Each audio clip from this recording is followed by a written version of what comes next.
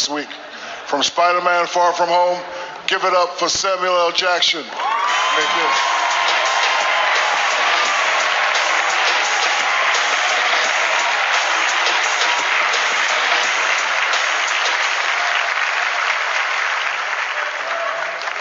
Oh, there it is. There is one unassailable fact in sports. Every generation thinks their heroes are the best the game has ever seen. The truth of the matter is, the game has changed so much through the years, it's always been hard to measure one set of heroes against another. But we're in the age of information now, and the younger generation can see with their own eyes what us old guys are talking about when we say, ain't nothing like Larry Legend and Magic Johnson. Google their 8 NBA championships in 9 years, or their 6 MVPs in 7. YouTube their jaw-dropping highlights, although apologies in advance for the short shorts and the long-ass socks.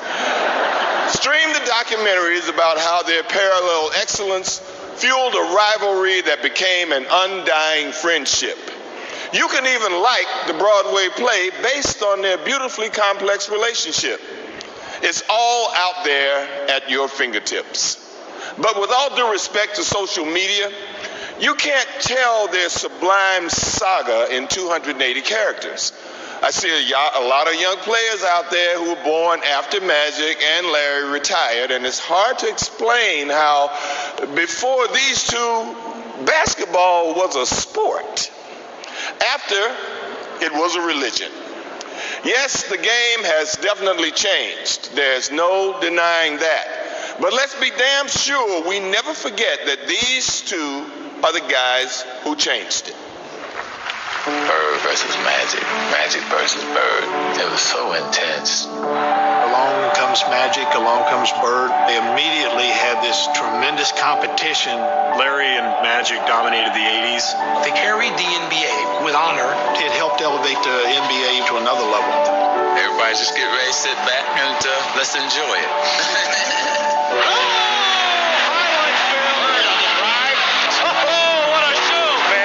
Johnson played with a mission. Larry Bird, one more impossible shot after the other. A lot of guys can just score. A lot of guys can just rebound. A lot of guys can just make plays. We can do it all. The way we played the game of basketball was exactly the same.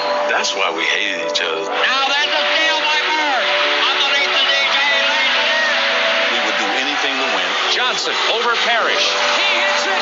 It's over, and the most valuable player is Magic Johnson. The Boston Celtics are the NBA World Champions.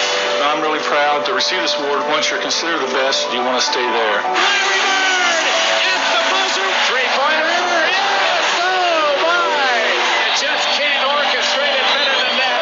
I'll remember all of these good times. Magic and Larry had a come-together moment where they realized how important they were to each other. Magic's just a great basketball player. There will never, ever be another Larry Bird.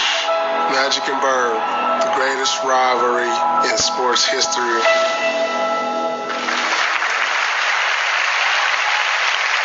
Ladies and gentlemen, your 2019 Lifetime Achievement Award recipients, Larry Bird and Captain Black, Earvin Magic Johnson.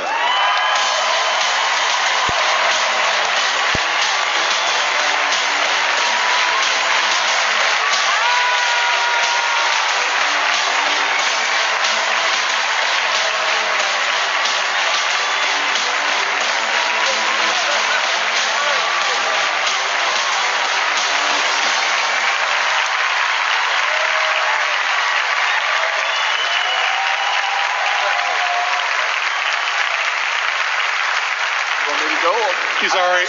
I'll go first. Get back there and be quiet. Hold this for me. I'm busy. Lifetime Achievement Award. That means you've been around a long time. In Magic's case, probably a little too long. But, I see all these highlights. Haven't seen a lot of them for a long time. But, I played for the Boston Celtics, if you didn't know that. I'm very proud, too. Played with a lot of great teammates. Even played with some Hall of Famers. Dave Cowens, Pete Maravich, my favorite, Bill Walton, Robert Parrish, Kevin McHale, and Dennis Johnson, and Kevin Pritchard. Well, I had to get that in there because he's my boss now. So, but right after I got done playing for the Celtics, Donnie Walsh and Herb Simon called me to see if I had any interest in coaching the Indiana Pacers. Right away, I said no. The next call, no. Next time I met with him, no.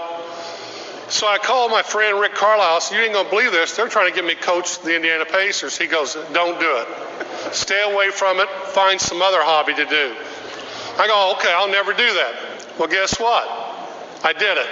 Called Rick up and said, you ready to go be assistant with me?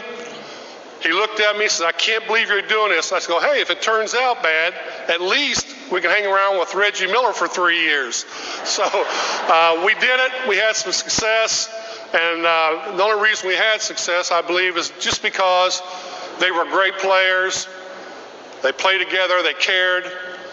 You had Reggie, Mark, Dale, Rick, Jalen, Chris Mullin, Sam Perkins, Austin Crozier, just a wonderful group of guys.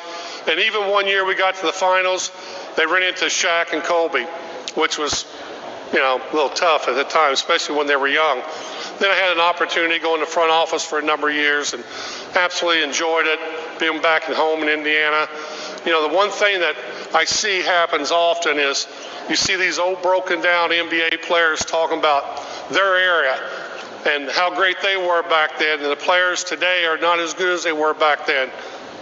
That's crazy, man. I mean, obviously you haven't seen LeBron James the last 17, 18 years. You didn't see Klay Thompson score 37 points in one quarter, or you didn't see Klay Thompson, like I did, score 60 points in 32 minutes. Or obviously you don't see James Harden come down the lane getting ready to dunk on whoever's standing there. I mean, it's just amazing how these guys are playing the game today, and I couldn't be more prouder of them. The game's in a good place, and what I tell all these young players coming in today is keep the game the way you found it, and it can go on for generations to come. Thank you.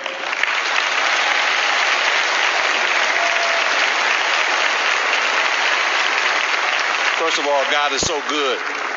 But listen, man, retirement is great for you because you've never talked this long.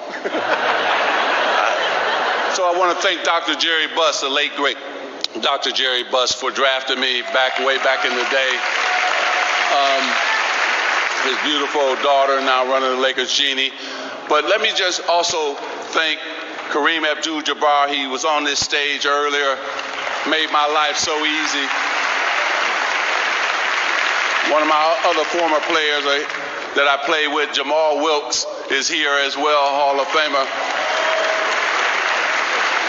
Vladi, I see you over there. Thank you, rookie season.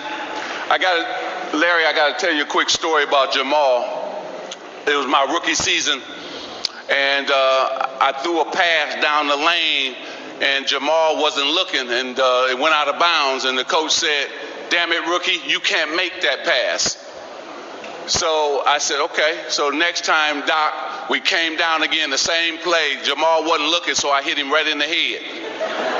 So I told Jamal, don't make me look bad when I throw a pass like that. So Jamal, remember that play. But anyway, I want to thank Laker organization. I want to thank all my teammates. Also, the greatest coach that's ever lived, Pat Riley, for being such a great coach and allowing me to play up and down basketball. I want to thank my beautiful wife, Cookie. And last but not least, man, listen, I think we pushed each other to greatness. And every day I watch your box score, and I said, man, he had a high triple-double. I always wanted to just be just where you were. So thank you for pushing me, and I hope I did the same for you. God bless you. Thank you for allowing us to be here tonight. Thanks, Sam.